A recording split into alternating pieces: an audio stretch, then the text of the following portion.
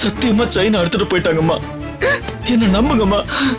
அம்மா நான் இதுல போய் விளையாடுவேனம்மா. நீ விளையாட மாட்டேடா. அதோ உன் பொண்டாட்டி இருக்காளே, அவ உன்னை அப்படி ஆட்டி வைக்கிறா. அம்மா நான் சொல்றதை கேளுங்கம்மா. அத்தை இப்படி எல்லாம் பேசாதீங்க அத்தை. சத்தியமா நல்ல மனசோடுதான் புஷ்பாவோட வளகாப்புக்கு எந்த குறையும் வரக்கூடாதுன்னு சொல்லிதான் நான் செயினை கொடுத்தேன். நம்புறேன்டி, நம்புறேன். தூணை பொழந்துகிட்டு எந்த சாமியாவது எதிரில வந்து சாட்சி சொல்லட்டும், அப்ப நம்புறேன். உங்ககிட்ட எனக்கு என்ன பேச்சு? இத பாருட முரளி, ஒண்ணு மட்டும் தெளிவா தெரிஞ்சுக்க. நீயோ உன் பொண்டாட்டியோ இந்த குடும்பத்தை தாங்கறதா நினைக்காதீங்க. கேவலம் இவ சம்பாதிக்கிற துச்ச காசுல வயிறு வளர்க்கணும்னு எனக்கு ஒண்ணும் அவசியம் கிடையாது. கட்டினவன் சரியில்லைன்னு கவலைப்பட்டு பெத்ததுங்க பாத்துக்கோன்னு தேத்துக்கிட்ட மாதிரி பெத்ததும் சரியில்லைன்னு கொஞ்ச காலம் புலம்பிட்டு பொட்டிய தூக்கிக்கிட்டு எங்கயாவது கிளம்பி போய்கிட்டே இருப்பேன். அம்மா இதோ இவளும் வந்துட்டா. என்ன சொல்ல போறா? அண்ணி போய் சொல்ல மாட்டாங்க, அண்ணன் ஏமாத்த மாட்டான். நீ எல்லாத்தையும் தப்பாவே எடுத்துக்கிட்டு இருக்கே. உனக்கு புத்தியே வராதா? எப்ப பாரு ஏன் அவங்களை கரைச்சு கூட்டுறேன்னு கேட்க போறேன், அப்படிதானே? அம்மா ஏமா நீ பேசுறது உனக்கு நியாயமா இருக்கா? செயின் காணாம போயிடுச்சுன்னு அண்ணன் இடிஞ்சு போய் நின்னுட்டு இருக்காரு. அப்புறம் எப்படிமா உன்னால இப்படி பேச முடியுது? கல்யாணம் ஆகி வந்ததுக்கு அப்புறம் இன்னைக்கு வரைக்கும் அன்னைக்கு இந்த வீட்டுல ஒரு நகை செஞ்சு போட்டிருப்போமா? அதை பத்தி சும்மா வாய் வார்த்தைக்காவது பேசிருப்போமா? அட அண்ணியாச்சும் இது வரைக்கும் அது வேணும் இது வேணும்னு ஒரு வார்த்தை கேட்டுப்பாங்களாமா?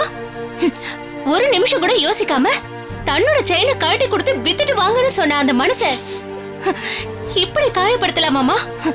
இது கொஞ்சம் கூட நல்லா இல்லம்மா. போத நிறுத்திடி. இவளை செயினை கழட்டி கொடுன்னு நான் கேட்டேனா? இல்ல இந்த வீட்டுல வேற யாராவது கேட்டாங்களா? நான் நல்லவன்னு காட்டுக்கிறதுக்காக தானே கொடுத்த மாதிரி கொடுத்துட்டு என் புள்ள மனசையும் கெடுத்துட்டு இப்படி ஒரு கேடுகட்ட ஆட்டம் ஆடி இருக்கா. அத புரிஞ்சுக்காம சப்போர்ட் பண்ண வந்துட்டியா? அத்தை இப்படி ஒரு காரியத்தை நான் பண்ண மாட்டேன் அத்தை. நான் மட்டும் இல்ல, எந்த பொண்ணுமே நினைக்க மாட்டா. எந்த பொண்ணும் நினைக்க மாட்டாடி. ஆனா நீ நினைப்ப. இந்த வீட்டுல நீ ஆடுற ஆட்டத்துக்கு எல்லாம் தாளம் போடுறதுக்கு 2 பேர் இருக்கிற திமிரு. இதோ நான் மலை மாதிரி நம்பிக்கிட்டு இருக்கிற இந்த பிள்ளையும் இன்னைக்கு உன் ஆட்டத்துக்கு ஆட ஆரம்பிச்சிட்டான்.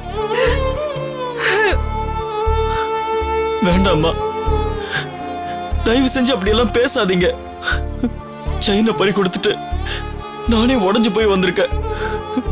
அம்மா மேலும் மேலும் வார்த்தையால குத்தி கொன்னுடாதீங்கம்மா. அப்படிதான் நான் பேசுவேன். ஆற மாட்டேங்குதுடா முரளி. எனக்கு என்ன தவிர உலகத்துல வேற எதுவுமே பெருசு இல்லைன்னு நினைக்கிற என் பிள்ளைய முந்தானையில முடிச்சு ஆட்டி வைக்கிறாளே, அந்த வயிற்றுச்சல்ல வர்ற வார்த்தைடா இது. இப்ப சொல்றேன்டா, இவ செயின் வித்துதான் என் பொண்ணோட வளகாப்பு நடக்கணும்னு இல்ல. யாரும் ஒத்த பைசா தர வேண்டாம். எந்த கழுதையும் எனக்காகவோ என் பொண்ணுக்காகவோ கவலைப்படுற மாதிரி நீல கண்ணீர் வெடிக்க வேண்டாம்.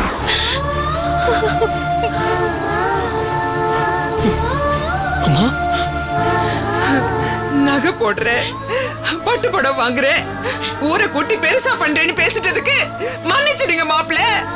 நான் ஒருத்த பொம்பளை பெத்ததுங்களை நம்பி மோசம் போயிட்டேன். என் பொண்ணோட வளகாப்ப கோயில்ல வச்சு எளிமையாதான் பண்ண போறேன்னு அந்த மனுஷன் கால போய் விழுற. ஆனா வயிறு எரிஞ்சு சொல்றேன்டி, நீ நல்லா இருக்க மாட்டே. குருவி கூட்ட கழிச்ச மாதிரி என் பிள்ளைகளை வரிசையா என்கிட்ட இருந்து பிரிச்சுட்டு இருக்கே பாரு, நீ நல்லாவே இருக்க மாட்ட. அம்மா கிட்ட வராதுடா, பார்த்தாலே அருவருப்பா இருக்கு. போ, ஒளிஞ்சு போயிடு. பொண்டாட்டி கூட்டிட்டு எங்கயாவது கண்காணாத இடத்துக்கு போயிடு. பெத்தவளுக்கு எதிரா நாடகம் ஆடுற புள்ள நீ எல்லாம் ஒரு புள்ளையாடா. என் வயித்துல பிறந்த புள்ள இப்படி ஒரு ஈனத்தனமான காரியம் பண்ணுவேன்னு நான் நினைச்சு கூட பாக்கலடா. அம்மா சத்தியமா இல்லம்மா, என்ன நம்புங்கம்மா. நான் போய் சொல்ல மாட்டேம்மா. நான் சொல்றதெல்லாம் உண்மைமா. சத்தியமா சொல்றேன், நான் போய் சொல்ல மாட்டேம்மா. அம்மா எதுவும் பேசாத. அப்போ நான் போயிடு. அம்மா என் கண் முன்னாடி நிக்காத. அம்மா அப்படி சொல்லாதீங்கம்மா. ஒரு நிமிஷம் கூட நிக்காத. ஏமா இப்படி எல்லாம் பேசுறீங்க? போயிடு. மாமா இவளையும் கூட்டி போயிடு. அம்மா அப்படி சொல்லாதீங்கம்மா. இந்த நாள்ல ஒண்ணு செத்து போயிடுச்சுன்னு நினைக்கிறேன்டா. அம்மா அம்மா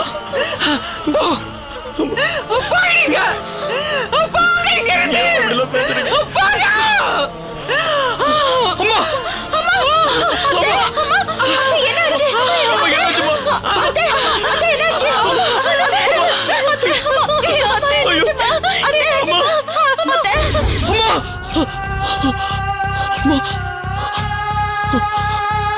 அண்ணே என்னாச்சுண்ணே? ஒண்ணுமில்ல. பதறாதீங்கண்ணே, வேணா போலீஸ்ல கம்ப்ளைண்ட் கொடுக்கலாம். பிரயோஜனம் இல்லடா. வண்டி நம்பர் கூட நான் நோட் பண்ணல. கடவுளே, நான் ரஞ்சனிக்கு என்ன பதில் சொல்லுவேன்? வீட்டுல தெரிஞ்சா பூகம்பமே வெடிக்கும்டா. அன்னிக்கிட்ட நான் சொல்ல மாட்டேண்ணே.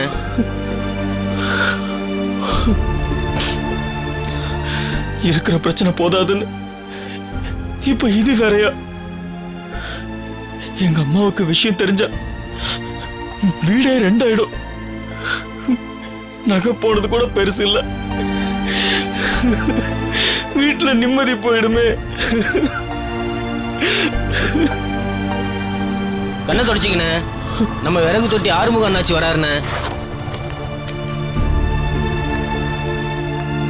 அண்ணா வாங்கண்ணே. என்ன முரளி, எப்படி இருக்கீங்க? வாங்க அண்ணாச்சி. ஏன் ஒரு மாதிரியா இருக்கீங்க? ஒண்ணும் இல்ல அண்ணாச்சி. ஒண்ணும் இல்லைன்னு நீங்க சொல்றீங்க. ஏதோ இருக்குன்னு உங்க கண்ணு சொல்லுதே. உடம்புக்கு எதுவும் சரியில்லையா? என்னாச்சு முரளி, ஏன் அழுறீங்க? நான் யாருக்கு என்ன கெடுதல் செஞ்சேன் அண்ணாச்சி? நான் உண்டு என் பொழப்புண்டுன்னு இருக்கிறவன். என்ன நடந்தது முரளி? தம்பி நீயாச்சும் சொல்டா, என்ன நடந்தது? அண்ணாச்சி, அண்ணன் கழுத்துல ஒரு செயின் போட்டிருந்தாரு. யாரோ காலையில பைக்ல வந்தவங்க அறுத்துட்டு போயிட்டாங்க. என் தங்கச்சிக்கு நாளை கழிச்சு வளகாப்பு வச்சிருந்த அண்ணாச்சி. செலவுக்கு பணம் இல்லைன்னு என் பொண்டாட்டி அவ செயின் எடுத்து கொடுத்தா. வித்துட்டு பணத்தோட வாங்கன்னு சொல்லி அனுப்பிச்சா. 5 பவுன் செயின் 1 லட்சம் ரூபாய் விலை போகும். இப்போ நான் எப்படி வீட்டுக்கு போவேன்? அவ கேட்டா நான் இப்ப என்ன பதில் சொல்லுவேன்?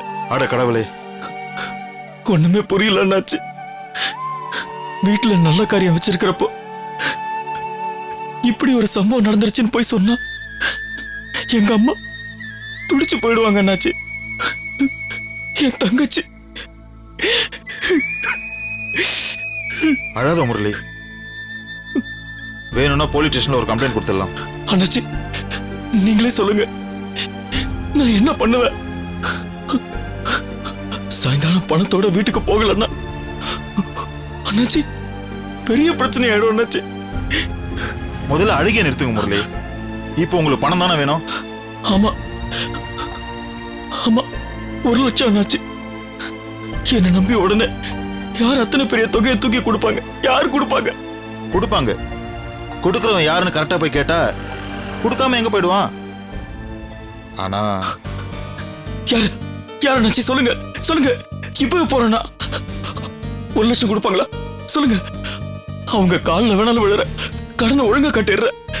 நீங்க சொல்லுங்க அண்ணாச்சி, சொல்லுங்க. தயவு செஞ்சு ஏற்பாடு பண்ணுங்க அண்ணாச்சி, சொல்லுங்க. எனக்கு தெரிஞ்ச ஒருத்தர் இருக்கான். ஆனா அவன் மீட்டர் வட்டி போடுறவன். ஆ, நான் சொன்னா 1 லட்சம் கொடுப்பான். ஒன்றும் கஷ்டம் இல்லை. ஆனா மீட்டர் வட்டி அதான் கொஞ்சம் யோசிக்கணும். பரவாயில்ல அண்ணாச்சி, பரவாயில்ல. ஒழுங்கா நான் வட்டி கட்டுறேன். அசலையும் டைமுக்கு அடைச்சிடுறேன் அண்ணாச்சி. என் உயிரை கொடுத்தாவது கடனை அடைச்சிடுறேன் அண்ணாச்சி. இப்ப எனக்கு எப்படியும் பணம் வேணும். எப்படியாவது ஏற்பாடு பண்ணுங்க அண்ணாச்சி. உன் நிலைமையை பார்த்தா எனக்கு கஷ்டமா தான் இருக்கு. என்கிட்ட பணம் இருந்தா நானே உங்ககிட்ட கொடுத்துருப்பேன். அது பரவாயில்ல அண்ணாச்சி. எனக்கு எந்த ஒரு உதவி செய்யுங்க, எப்படியாவது செய்யுங்க. நான் சாகிற வரைக்கும் உங்களை மறக்க மாட்டேன் அண்ணாச்சி. இன்னைக்கு என் வீட்டுக்கு பணத்தோட போகலன்னா அது பெரிய பிரச்சனையாயிடும் அண்ணாச்சி. எப்படியாவது உதவி பண்ணுங்க. சரி சரி, போய் சட்டை போட்டு வாங்க. போங்க முரளி, போங்க. இது வந்து அண்ணாச்சி, வாங்க முரளி, பட்டனை போடுங்க. போற வழியில போலீஸ்ல கம்ப்ளைண்ட் கொடுத்துடலாம். சரி அண்ணாச்சி. போறா முரளி, வாங்க. ஏய், கடையை கொஞ்சம் பத்திரமா பா. சரிண்ணே.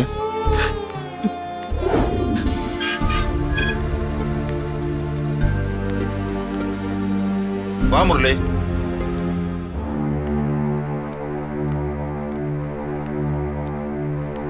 இதுதான் அவரோட வீடு. ஐயனார்னு பேரு. 10 வருஷமா எனக்கு தெரியும். கொஞ்சம் கராரான பார்ட்டி. கேட்ட அவசரத்துக்கு பணம் கொடுப்பாரு. ஆனா கண்டபடி வட்டி பிடுங்குறவரு. என்ன வட்டி ஆனாலும் பரவாயில்ல அண்ணாச்சி. இன்னைக்கு என் பிரச்சனை தீர்ந்தா போதும். சரி வாங்க முரளி.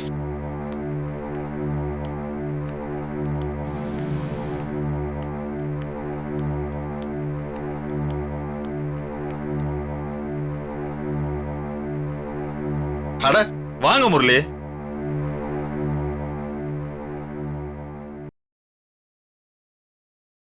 சார், யாருங்க? ஐயாவை பார்க்கணும். கொஞ்ச நேரம் வெயிட் பண்ணுங்க. சரிங்க, வாங்க முரளி.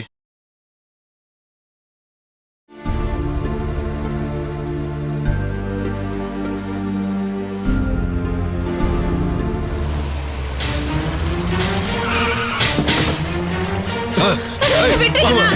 வேண்டாம், என்னை விட்டுருங்கண்ணா. அண்ணா, என்னை விட்டுருங்கண்ணா. அண்ணா, வேண்டாம், என்னை விட்டுருங்கண்ணா.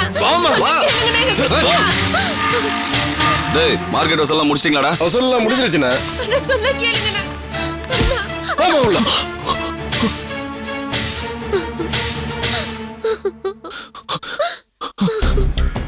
அண்ணே, அந்த தியேட்டர் ஆபரேட்டர் சம்சாரம் இவங்க தானே?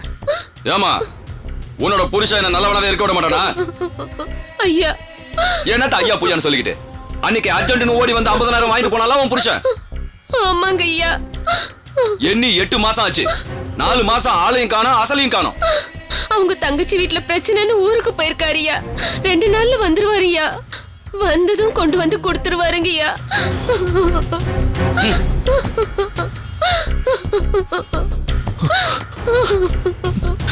என்னத்த கொடுத்தான் போ.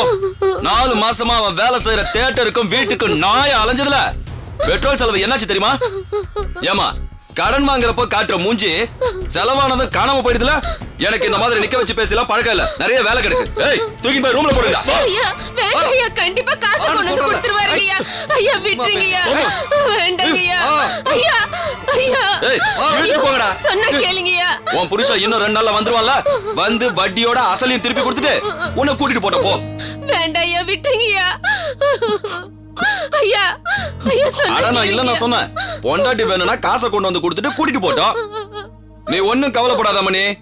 இதெல்லாம் நம்ம தொழில சகஜம். உள்ள போனா நான் ஜெயிலுக்கு அனுப்புறேன். இது நம்ம வீடுதான் மணி. உன்ன மாதிரி 4-5 பொம்பளைங்க இருக்காங்க. அவங்க கூட ஃப்ரெண்ட் புடிச்சு பேசிக்கினு. வேலைக்கு சோறு கொடுப்பாங்க.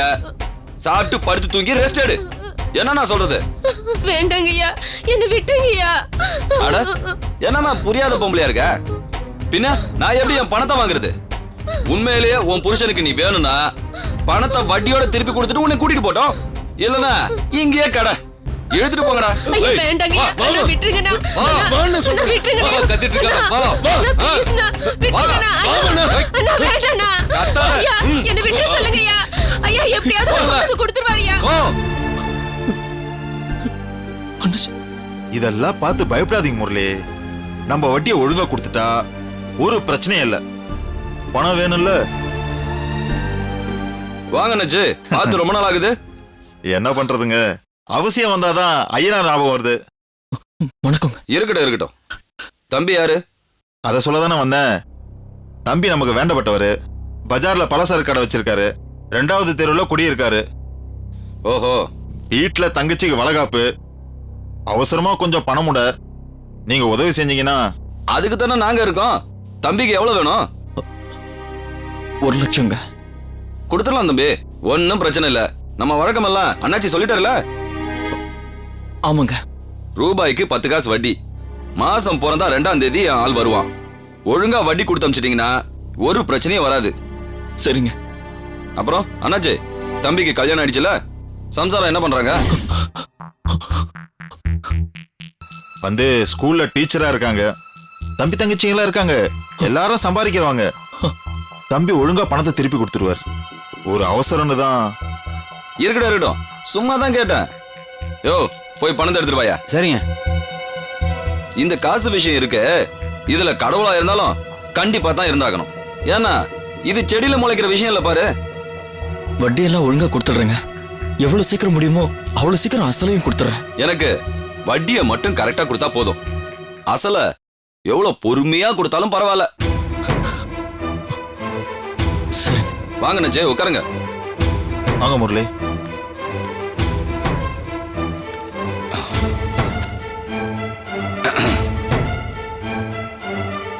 என்னங்க? ம்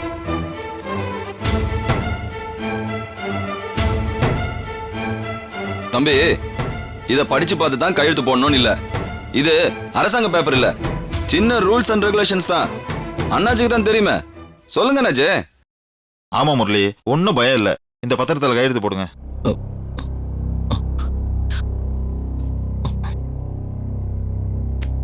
நீங்க ஒன்னும் பயப்பட தேவையில்ல, கையெழுத்து போடுங்க.